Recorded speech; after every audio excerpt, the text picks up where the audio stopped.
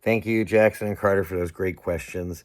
This is Keith Coogan, Jackie Coogan's grandson. And the first question was I was aware of my grandfather's influence on Hollywood while I was growing up and working conditions for young actors. Frankly, no. I just knew that kids did have to go to school on set, and so we'd have some time away from that. And we really couldn't work as late as the adults did. We had to get at bed by a certain time.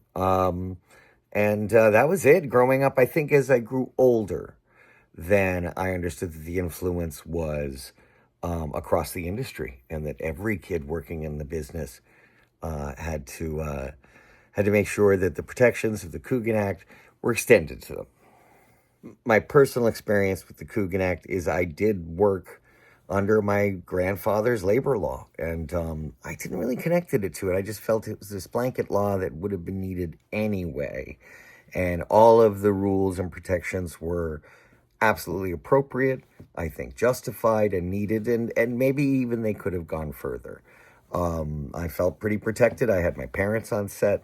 The crew is well aware of the restrictions of time and the need to attend school and even have an hour during the day to go to play, just to have a recess, basically. And then the money protections. I noticed that at one point we went to court. You see, when I was growing up, the money protections were only for contract work.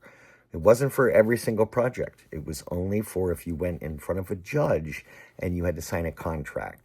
Because in California, a minor can't sign a contract. So they go, okay, you're going to do this series. It was mostly for like a TV series.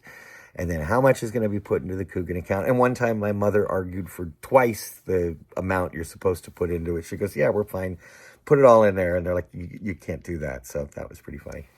The responsibilities for parents, agents, managers, crew on a set in regards to following the Coogan Act, enforcing the Coogan Act, it's entirely their responsibility. A child 6, 10 years old, they're going to have a little bit of idea of it, but when it gets down to shooting the stunt with the horse and the waterfall, and it's just, we're going to do it once and you'll be totally safe. And maybe a kid doesn't know that their voice could be heard, and they go, do you have a stunt double? That guy's got a haircut like mine. Could you dress him in my clothes? And maybe they do the stunt. So hopefully that it'll give kids some voice on set. But it really is, it's the parents, all of the parents' responsibilities. The parents have a right to be within sight and sound of their child at all time, and they should do that. And on the set, just remember there's a kid around working alongside other adults. But just remember they're children on set. I do feel that the Coogan Act does quite enough for children in terms of the labor practices, in terms of the law, the money, how time is spent on the set, those kinds of protections, it's covered. Now, is the mental health capacity covered? No, I don't think there's anything that addresses it.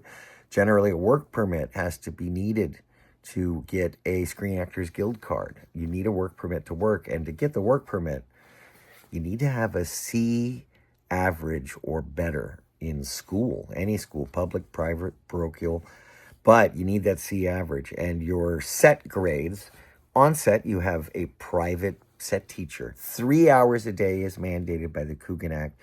And also could be a great check-in time. I've noticed kids today are pretty stressed.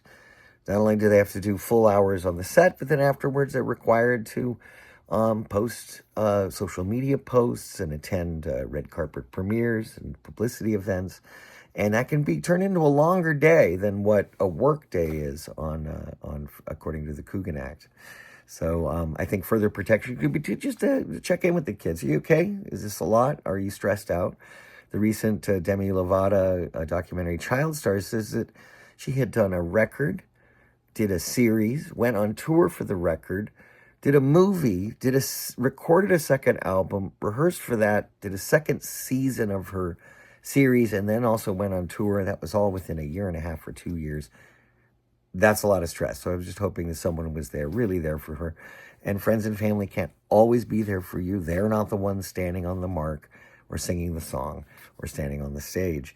So perhaps there could be more protections in just check in with mental health for child performers.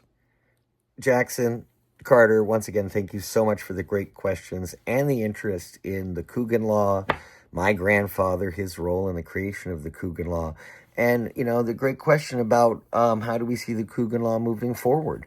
Recently, there were additional protections, extensions to the Coogan Act, covering social media influencers. There are children. Ryan, for instance, makes tens of millions of dollars a year.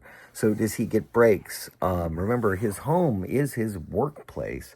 How is schooling handled? What are his hours?